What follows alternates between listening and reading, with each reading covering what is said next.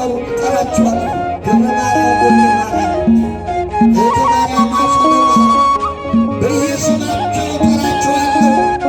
እነሱም የሌላውን ድምፅ አያውቁምና የኔን ብቻ ድምፅ ስለሚያውቁ ድምፄን ሰምተው ይከተሉኛል። መሰማሪያ እሰጣችኋለሁ፣ በለመለመ መስክ አሰማራችኋለሁ። ቅዱስ ዳዊት ይናገራል፣ እግዚአብሔር እረኛዬ የሚያሳጣኝ የለም። እንዴት ደስ የሚያስናቅ ማንም አያሳጣኝም። ብዙዎች ሊገፉኝ ይችላሉ፣ ሊወረውሩኝ ይችላሉ፣ ሊቃወሙኝ ይችላሉ፣ አደባባይ ላይ ሊያቆሙኝ ይችላሉ። እግዚአብሔር ግን የሚያሳጣኝ መድረካቸውን ሊያሳጡኝ ይችላሉ፣ አደባባያቸውን ሊያሳጡኝ ይችላሉ፣ ጥቅማ ጥቅም ሊያሳጡኝ ይችላሉ፣ ስልጣን ሊያሳጡኝ ይችላሉ። እግዚአብሔርን ግን አያሳጡኝ። ቅዱስ ጳውሎስ ሮሜ 8 ላይ መኑ ያድኅነነ ፍቅሩ ለክርስቶስ አይደለ ከክርስቶስ ፍቅር የሚለየን ማን አለ? ማን ይለየናል ወገኖች? ከምድራዊ ነገር ከከተማ ጥቅም የሚለያዩ ሊኖሩ ይችላሉ። ከክርስቶስ ፍቅር ግን የሚለየን ማንም ይለየናል። ስለዚህ በጎቹን እየመራቸው ይሄዳል፣ ምግባቸዋል፣ ያጠጣቸዋል፣ በለመለመ መስክ ያሰማራቸዋል። የሚገርማችሁ ግን እረኛ ከተባለ ዝም ብሎ እረኛ ብቻ ነው። እረኛ የሚይዘው ነገር አለ። ምንድን ነው የሚይዘው? በጎቹን የሚጠብቅበት በትር ይይዛል ወይም ጅራት አለ። ዝም ብሎ እረኝነት ብቻ አይደለም። ቀበኛ በግ አለ፣ ማይታረዝ በግ አለ፣ የሚቀድም በግ አለ፣ ከኋላ የሚቀር በግ አለ። ዝም ብሎ ብቻ አይደለም እኮ በትር አለ። በኦሪት ዘጸአት ምዕራፍ 3 ምዕራፍ 4 አንብቡት። ኦሪት ዘጸአት ሙሴ የአማቱን የዮቶርን በጎች እየጠበቀ በነበረበት ሰዓት እግዚአብሔር እስራኤላውያንን እንዲጠብቅ ከግብፅ ግዞት እንዲያወጣ ወደ ከነዓን እንዲያገባ እግዚአብሔር መረጠው። ማን መረጠው? መልሱልኝ። ማን መረጠው? ማን ይምረጠን? እግዚአብሔር ይምረጠን። ለአገልግሎት ይምረጠን፣ ለቅድስና ይምረጠን፣ ለንጽሕና ይምረጠን። የዓለም ምርጫ እኮ አይደለም አባቶቻችንን ቆብ እንዲያደርጉ ያደረጋቸው፣ አባቶቻችንን አስገባ ያደረገ እኛን የአደባባይ ላይ ያቆመን የዓለም ምርጫ አይደለም። ቢሆን ኖሮ በሆነ ክራይቴሪያ እንወድቅ ነበር፣ አንቆምም ነበር። ብቻ እሱ ይምረጠን እግዚአብሔር። ለዚያ ነው ቅዱስ ጳውሎስ ቅድም የጠቀስኩላችሁ ሮሜ 8 ላይ የልጁን መልክ እንዲመስሉ አስቀድሞ ወስኗል። እነዚህ የወሰናቸውን አከበራቸው፣ ያከበራቸውን ጠራቸው፣ የጠራቸውን መረጣቸው፣ የመረጣቸውን አጸደቃቸው። እንግዲህ ምን እንላለን? እግዚአብሔር የመረጠውን ማን ይቃወመዋል አለ። ማን ይቃወመዋል? ቅዱሳን የመረጣቸው እግዚአብሔር። ምርጫ ቦርድ እንዳይመስላችሁ እና አቡነ ተክለ ሃይማኖት እነ ገብረ መንፈስ ቅዱስ ከዚያም በፊት የነበሩትን ከዚያም በኋላ የነበሩትን ዛሬም ያሉትን አገልጋዮቹ የመረጣቸው እግዚአብሔር ነው። ዘመን፣ ወቅት፣ ጊዜ ካልመረጣቸው ማን ይምረጠን? ምርጫ ቦርድ ቢመርጠን ጥሩ ነው፣ ግን አይኑርበት። እግዚአብሔር ይኑርበት። እሱ ካለበት እውነተኛ ምርጫ ነው። እግዚአብሔር የሚመርጠው ላይጥል ነው፣ ላያዋርድ ነው። ዓለም አጨብጭባ የመረጠችውን አጨብጭባ ትኮንነዋለች፣ ትቃወመዋለች። እግዚአብሔር ግን ላይጥልህ ነው የሚመርጥ ወዳጅ። እግዚአብሔር ላይጥልሽ ነው የሚመርጥሽ።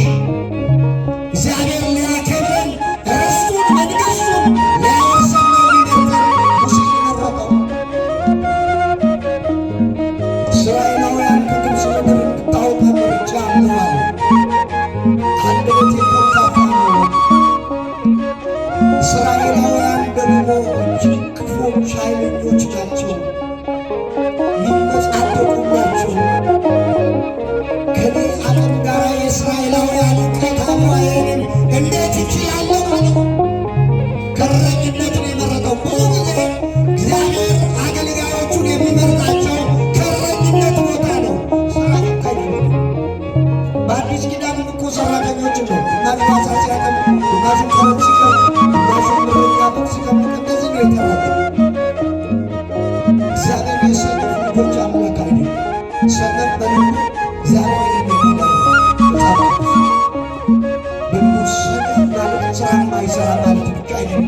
የልቦና ስንፍና ያለበት ቅንነት የተለየው መንፈሳዊነት ንጽሕና የተለየው ዝም ብሎ ብቻ በንዝላል የሚኖር ሰነፍ ይባላል።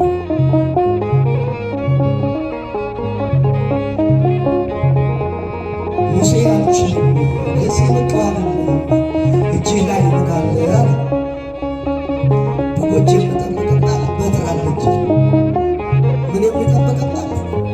በጎች የምጠብቅባት በትር አለች። ወደ መሬት ጣላት። ያቺ በጎች የሚጠብቅባትን በትር ወደ መሬት ሲጥላት እባብ ሆነች ይላል መጽሐፍ ቅዱስ አለ። ሙሴ ፈራ። ለዘመናት በእጁ ላይ የነበረችው በት በጎቹን የሚጠብቅበት ከኋላ የቀረውን የሚያስጠጋበት ከፊት የሚንቀለቀለውን በግ የሚቆጣጠርበት በት ተመልሳ እባብ ስትሆንበት ሙሴ ደነገጠ፣ ፈራ። እግዚአብሔር እንዲህ አለ፣ ሙሴ አትፍራ፣ አትፍራ። የአብርሃም አምላክ የይስሐቅ አምላክ የያዕቆብ አምላክ በልና ያዛት ምኑን በትሩን ሲጥላት ምን ሆነች? እግዚአብሔር ማስተዋል ይስጠን። ተከታተሉ በስርዓቱ። ሲጥላት እባብ ሆናል። አሁን በትር አይደለችም፣ ተለውጣ እባብ ሆናለች። በዚህ ሰዓት ሙሴ የዘመናት የያዘው በትር እባብ ስለሆነበት ደነገጠ፣ ፈራ፣ ወደኋላው ሸሸ። የአብርሃም አምላክ የይስሐቅ አምላክ የያዕቆብ አምላክ እግዚአብሔር ስለ እግዚአብሔርን ጠራና ያዛለው ምኑ እባብ። የአብርሃም አምላክ የይስሐቅ አምላክ የያዕቆብ አምላክ እግዚአብሔር የተመሰገነ ይሁን አለና አንብቡት መጽሐፍ። እባቡን ያዘ። ሲይዘው ተመለሰና በትሮ ላይ በዚህ ምልክትነት እስራኤላውያንን ከግብፅ ግዞት እንዲያወጣ እግዚአብሔር ሙሴን መረጠ። ይህንን ምልክት አስገኘ። መጀመሪያ በትር፣ ከዛ እባብ፣ ከዛ ያዘ፣ ከዛ በኋላ ደግሞ ተመልሳ በትር። ልብ በሉ። የማን ስም ጥራ ነው ያለው? የአባቶችህን ስም ጥራ ነው። የአብርሃምን ስም ጥራ፣ የይስሐቅን የያዕቆብን ስም ጥራ። ለዚህ ነው ስንጀምር የተባረከ እግዚአብሔር አምላክ አበዊነ የአባቶቻችን ስም የተመሰገነ ይሁን ያልነው ለዚህ ነው። ስራ ተጥቷል አባቶቻችን ስም። የአባቶቻችን ስም እባቡን በትር አድርጓል። የአባቶቻችን ስም ዋጋ ሆኗል። የአባቶቻችን ስም ሙት አስነስቷል። ቀልድ አይደለም፣ ተረት አይደለም የምንነግራችሁ። በአቋራጭ የኔን ስም ጥራ ለምን አላለም? አብርሃም ለምን አስፈለገ? ይስሐቅ ለምን አስፈለገ? ያዕቆብ ለምን አስፈለገ? በቃ የኔን ስም ጥራና ያዝ ለምን አላለም? በዘመናችን የሚነሳው ትናንታችሁ ከቅዱሳን ጋር ለማጣላት ምንድነው የሚለው? ዮሐንስ ወንጌል ምዕራፍ 15 አነው ተዋረደ ወይን ዘስቅ እኔ እውነተኛ የወይን ግንድ ነኝ፣ ቅርንጫፉ እናንተ ናችሁ። እሱ የወይን ግንድ ነው፣ ቅርንጫፉ ቅዱሳን ናቸው። ቅርንጫፉ እኛ ነን። በኢየሱስ ክርስቶስ ግንድነት ላይ የበቀለን ቅርንጫፎች ነን። ምእመናን ተቀጽላዎች አይደለንም፣ ሌላ ባዕድ አይደለንም። ቅዱሳን እንዲህ ናቸው። ግንዱ ባለቤቱ ኢየሱስ ክርስቶስ በእሱ ላይ የበቀሉ ናቸው። ስር መሰረት ያላቸው ፈረንጆች ቤዝመንት ይሉታል። ስር መሰረት ያላቸው ቅዱሳን ይህን ጥራና ያዘ። ተመልሳ በትር ለማንኛው እረኛ ምን ያስፈልገው? በትር ያስፈልገው። እችን በትር ያዘና ሙሴ እስራኤላውያንን መርቶ መውጣት ጀመረ። የሚገርማችሁ ግን እንዲህ ሆኖ እስራኤላውያን በበግነት ሙሴ እየመራ ይዟቸው የሚወጣው ሙሴ ይቃወሙት ነበር። ለእረኛው የማይመች ነበሩ። ሙሴ በምድረ በዳ አምጥተህ ምግብ በሌለበት ቦታ አምጥተህ ተጫወትክብን አሉት። ግዞት ይሻለን ነበር አለው። ሰው ቁጥሎትና አይወድንም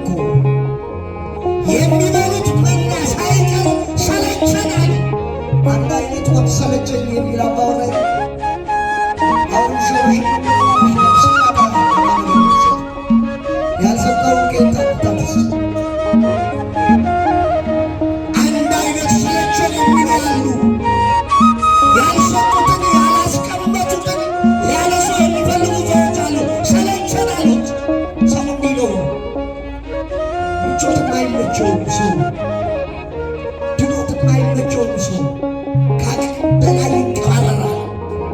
በመጠን መኖር ጥሩ ነው። ለዚህ መጽሐፍ በመጠን አኑረኝ የሚለው ምዕመናን በመጠን መኖር ጥሩ ነው። በመጠን ያኑረን እግዚአብሔር። ከአምልኮቱ እንዳንወጣ፣ ከእቅፉ እንዳንወጣ፣ ከቤቱ እንዳንወጣ በመጠን እንዲያኖረን ቅዱስ ፈቃዱ ይሁን። የማይመቹ ነበሩ። ድንጋይ ያነሱ ነበር የሚሆኑ ድንጋይ ይዟቸው ሲሄድ በሩ ገደለን። ቆላ ይዟቸው ሲሄድ ፀሐዩ አቃጠለን። ቀዝቃዛ በጎች ነበሩ። ለመሪያቸው የማይሞቱ መንገድ ላይ ተራክበው ነው የቀሩት። የሚገርማችሁ የወጡትና ከነዓን የገቡትን ቁጥር ብናይ ወይም ደግሞ ብናመዛዝነው ፍጹም አይገናኝም። በየመንገዱ እየተራገፉ ነው የቀሩት። የወጡት ሁሉ ከነዓን አልገቡም። ከነዓን የገቡ ጥቂቶች ናቸው። ለጠባቂው የማይመቹ በጎች ነበሩ። ወደ አዲስ ኪዳን ስንመጣ በሉቃስ ወንጌል ምዕራፍ 3 ቁጥር 17 ላይ መንሹ በእጁ ነው፣ አውድማውን ፈጽሞ ያጠራል፣ ስንዴውን በጎተራ ይከታል፣ ገለባውን በማይጠፋ እሳት ያቃጥላል። ይኸውን ገለባ የተባለው ለጠባቂው የማይመቸው በግ ነው። ቀድሞ የተገኘ ገለባ ማለት በንፋስ የሚወሰድ ቀላል ነገር ማለት ነው። መንሹ በእጁ ነው። መንሽ ማለት እኮ እህሉን ከወቃን በኋላ ወደ ላይ እናዘራለን ወይም ለንፋስ የምንሰጥበት ነው። ለንፋስ ስንሰጠው ገለባውን ንፋስ ወስደው ምርቱ ግን እዚያ ይሰበሰ። በግብርና ዓለም የኖራችሁ ሰዎች ታውቃላችሁ። በግብርና ዓለም የገበሬ ልጆች ስለሆነ ምርቱ ከዚህ ይቀራል። ያኛው ቀላል ስለሆነ ገለባ በንፋስ ወስደው እንዲሁ ተበታትኖ ነው የሚታዩት። በኋላ ነው የሚሰበስቡት ለእንስሳት ለከብት ለመስጠት። ገለባዎች አሉ። በስመ ምግባር ቀለው የሚታዩ ገለባዎች አሉ። በሕይወታቸው ቀለው የሚታዩ ገለባዎች አሉ። ይህን አይደለም የሚለው በትንቢተ ዳንኤል ምዕራፍ 5 ላይ የቤተ መቅደሱና ቅድሳት ቁባቶቹ እሱን የሚያደንቁትን የነገሥታቱንና የነገሥታቱን ቤተሰቦች በቤቱ ሰብስቦ የንጉሥ ናቡከደነፆር ልጅ ንጉሥ ብልጣሶር የቤተ መቅደሱን ንዋየ ቅድሳት አምጡና ለመስተንግዶ ተቀበሉ፣ ተጠቀሙበት ብሎ አዘዘ። ማለት የፋሪስ የሚጾት ግድግዳው ላይ ተጽፎ ተገኘ። ማኔ ማለት በሚዛን ተመዘንክ ማለት ነው። ትኬል ማለት ቀለት ተገኘ ማለት ነው። ፋሪስ ማለት ለምንሱ ተከፈለ ማለት ነው። ትርጉሙ ዳንኤል የተረጎመ ቀለ ተገኘ። መጀመሪያ ቀለ ተገኘ። እንደው ሚዛን አልደፋህም፣ ሚዛን አልደፋም የሚል ንግግር አልሰማችም። የሀገራችን ሰው እንኳን የሰው ልጅ ይቅርና ንግግራችን ሚዛን አልደፋም። ክብደት ንግግር ሚዛን ይደፋል። ዝም ብሎ የሚቀባጥሩ ሰዎች አሉ። ሚዛን የማይደፋ ውሃ የማያነሳ ዝም ብሎ ንግግር መቀባጠር፣ አንድ የማያደርግ ሁከት የሚያስነሳ ጦርነት ውስጥ የሚጨምር ሃይማኖት የማያነሳ የማያነሳሳ ክፉ ከአንደበታችሁ ክፉ ነገር አይወጣልን? ሰዎች በሚናገሩት አይደለም በሕይወታቸው በሚናገሩት ነገር እንኳን ይቀላል። ንግግር ያቀላል። ሰውን የሚያከብረው ሰውን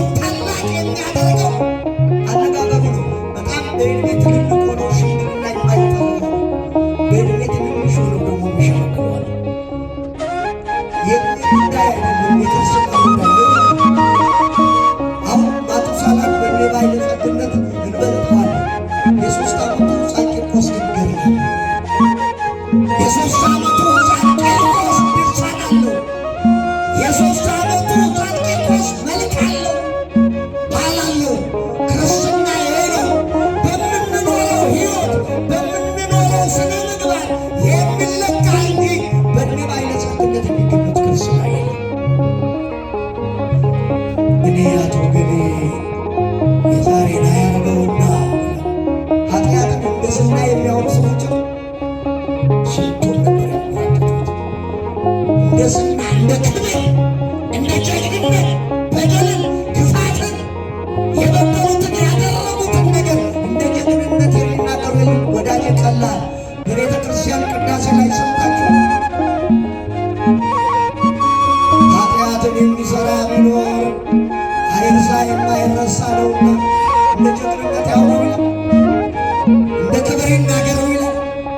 አይርሳ የማይረሳ ነው። ሁልጊዜ እያሰበ ኃጢአቱን በደሉን እያሰበ ራሱን ዝቅ አድርጎ ንስሐ ይግባ። እኔ አቶ ገሌ ነኝ እያለ አይቀባበርም። ኃጢአቱን ካሰበ እኔ ወይዘሮ ገሌ ነኝ ብላ አትቀባበርም። ኃጢአቷን ካሰበኝ ራሷን ዝቅ ታደርጋለች፣ ራሱን ዝቅ ያደርጋል በደሉን ስለሚያሳውቅ። ስለዚህ ነው ለጠባቂው የማይመቸው በግ ወይም ተከታይ ገለባ ሆኖ ይቀላል። እሱም ደግሞ ተሰብስቦ የሆነ ሰዓት ላይ ይቃጠላል። መንሹ ግን በእጁ ነው ያለው። ምርቱ ከገለባው ይለየዋል። አሉ በጎች ውስጥ ተኩላዎች፣ አሉ በጎች ውስጥ ሰይጣኖች፣ አሉ በጎች ውስጥ ዘረኞች፣ አሉ በጎች ውስጥ ችግር ያለባቸው ሰዎች ይለየዋል። ከአንድ ላይ ገለባውና ምርቱ በተቀመጠ አይቆይም። መከር ሲመጣ ያዘራውና በመንሹ ይለየዋል። አሁን አብረና ምን ያለ አይጡ፣ አይከመጎጡ፣ መንሸላሊቱ፣ እባቡ፣ እንስስቱ አብረን ያለ አስመሳዩ፣ የሚናደፈው መርዛማው አብረን ያለ ነው። መርዝ ያለው አብረን ያለ ነው። ግን መንሹ በእጁ ነው ያለው። ለጠባቂው የማይመቹ በጎችን የሚለይበት መርዝ፣ የሚያዘራበት መርዝ በእጁ ነው ያለው። ይለየዋል። ምርቱን ሰብስቦ ለቦታ ያስቀምጣል። ገለባው ደግሞ በማይጠፋ እሳት አንዱት በጣም ዝም ብሎ በእሳት አይልም፣ በማይጠፋ ብዙ ጊዜ መንግሥተ ሰማያት ማይጠፋ እሳት አለ ተብሎ ሲባል ተረት የሚመስላቸው እውነት የማይመስላቸው ሰዎች አሉ። ግን ምን አለ? በማይጠፋ እሳት አባቶች ትዱማ እንቅላፋ እሳቱ ማይጠፋ አለ የሚሉት እኛ በምንናገረው መጠን ብቻ ሳይሆን መጽሐፍ ቅዱስ ባለው መጠን በማይጠፋ እሳት ይቀቀላል። እነዚህ ለጠባቂ የማይመቹ በጎች ናቸው። በገለባ የተመሰሉት የጠባቂውን ድምፅ የማይሰሙ፣ ጠባቂውን የማይከተሉ፣ ጠባቂውን የሚሟገቱ፣ የሚከራከሩ ተጠራጣሪዎች፣ ጠባቂውን የሚጠራጠሩ ተጠራጣሪዎች እነዚህ ይለያሉ። መንሹ የተባለው ብቻ በጎች ጠባቂ ነው። እግዚአብሔር ቸር ነው ብለን ስንል መንሹ በእጁ ነው ያለው። ጅራፉ በእጁ ነው ያለው። በትሩ በእጁ ነው ያለው። ወገኖች ቸርነቱን መናገር ጥሩ ነው። ግን እንደ ቤተ ክርስቲያናችን አስተምሮ ደግሞ ሕይወት የምናገኝበትን መንገድ በደንብ ማወቅ እንደሚያስፈልግ በገላትያ ቅዱስ ጳውሎስ በጻፈላቸው ገላትያ መልእክቱ ላይ ምዕራፍ 3 ቁጥር 1 ላይ እንዲህ ይላል፣ የማታስተውሉ የገላትያ ሰዎች በዓይናችሁ ኢየሱስ ክርስቶስ እንደተሰቀለ ሆኖ ተስሎ ነበረ። በእውነት እንዳታስተውሉ አዚም ያደረገባችሁ ማን ነው? ወይም ሰይጣን ስለምን አዚም አደረገባችሁ? እውነተኛ በጎች ሆናችሁ የተሰቀለው ኖላዊ አባቴ ኢየሱስ ክርስቶስን እንዳታዩ ተወልዶ ያዳናችሁን በቤተልሔም ግርግም የተወለደውን ኢየሱስ ክርስቶስን እንዳታስተውሉ የቤተልሔም ሕፃን የግብፅ ምድር ስደተኛ የቀራንዮ አደባባይ በግ ኤልሻዳይ አልፋና ኦሜጋ ድሃ ተበደለ ፍርድ ተጓደለ የሚል ሳይሳሳ የሚሰጥ ሰጥቶ የማይጨርስ እሱን አምላክ ለምን አላያችሁትም? ይህ አምላክ ነው የሞተላችሁ።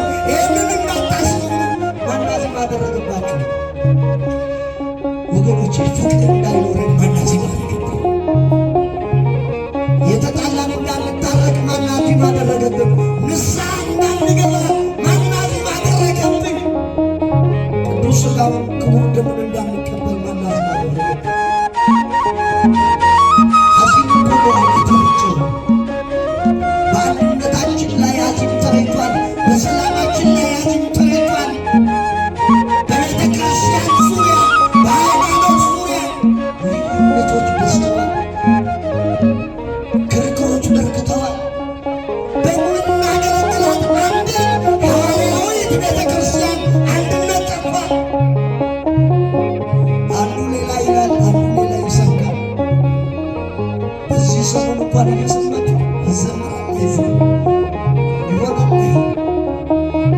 ያን የቤተክርስቲያን ልጆች ሁለት ግሩፕ ከፍለው ሲከራከሩ ያሳዝናል። ማናዚ ማደረግ በአንድ ሀሳብ እንዳንስማማ አንድ እንዳንሆን በበጎቹ ተኩላዎች ገብተን እንድናምስ ማናዚ ማደረግ። እኔ ማንም ግሩፕ አይደለሁም። ከልዩነትን መጽሐፍ ቅዱስ አጥብቆ እግዚአብሔር ስለሚጠላ ልዩነት ለምን ተፈጠረ ነው ቋንቋዬ።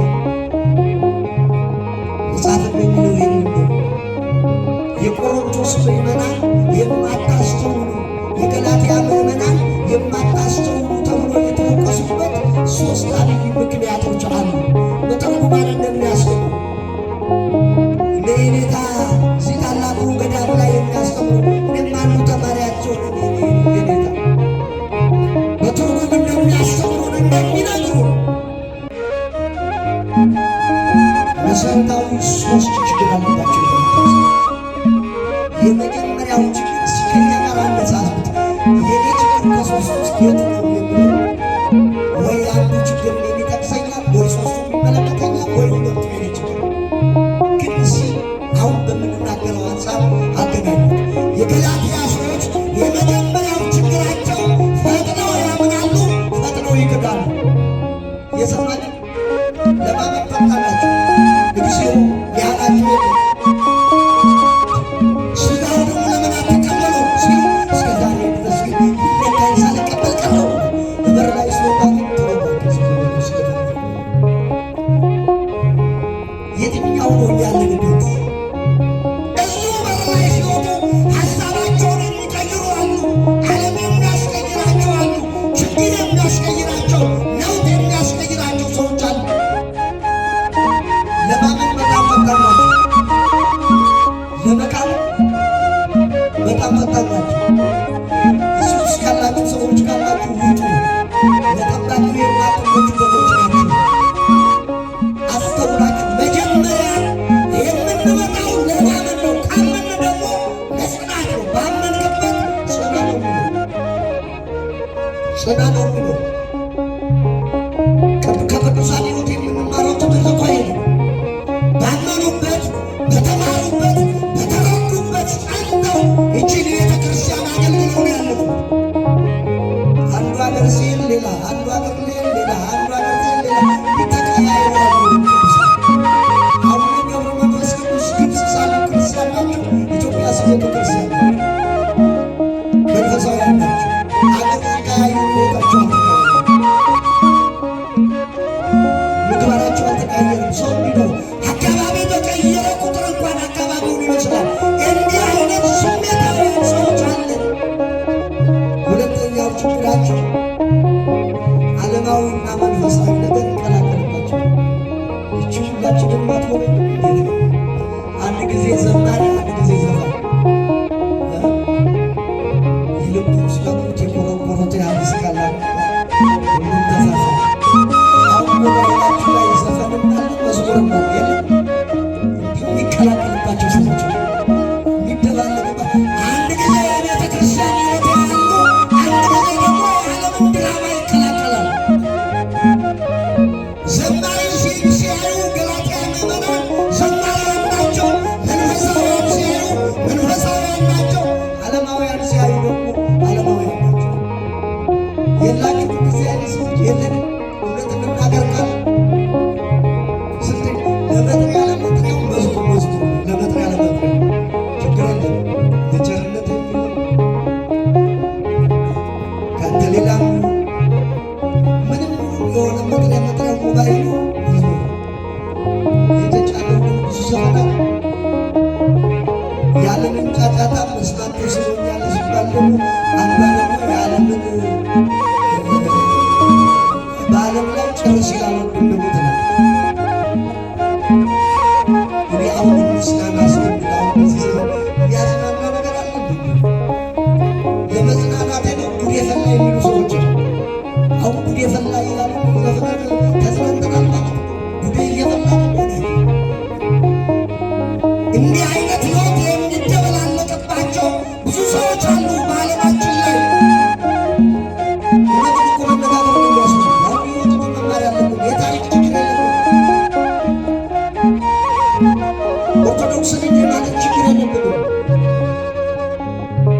ሕይወት ነው የሌለው እንዲያውስድ እነዚህ መንፈሳዊውና ዓለማዊው ነገር የሚደበላለቅባቸው ሰዎች ስለነበሩ ለጠባቂው ለእረኛው የማይመጡ በጎች ስለነበሩ የማታስተውሉ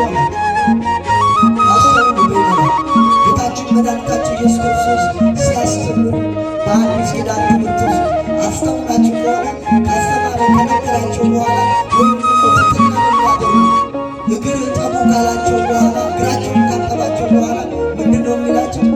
አሁን ያደረጉላችሁ ማስተዋላችሁ ማስተዋል ያስፈልጋል።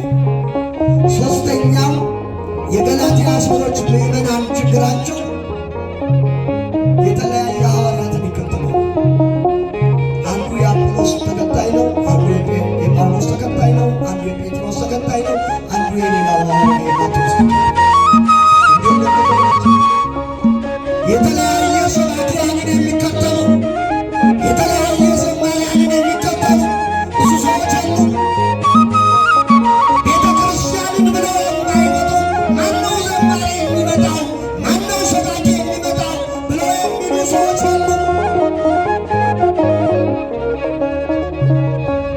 አሁንማ እግዚአብሔር የሚመጣው ሰባኪ ሲመጣ የሚመስለን ሰዎች አሉ።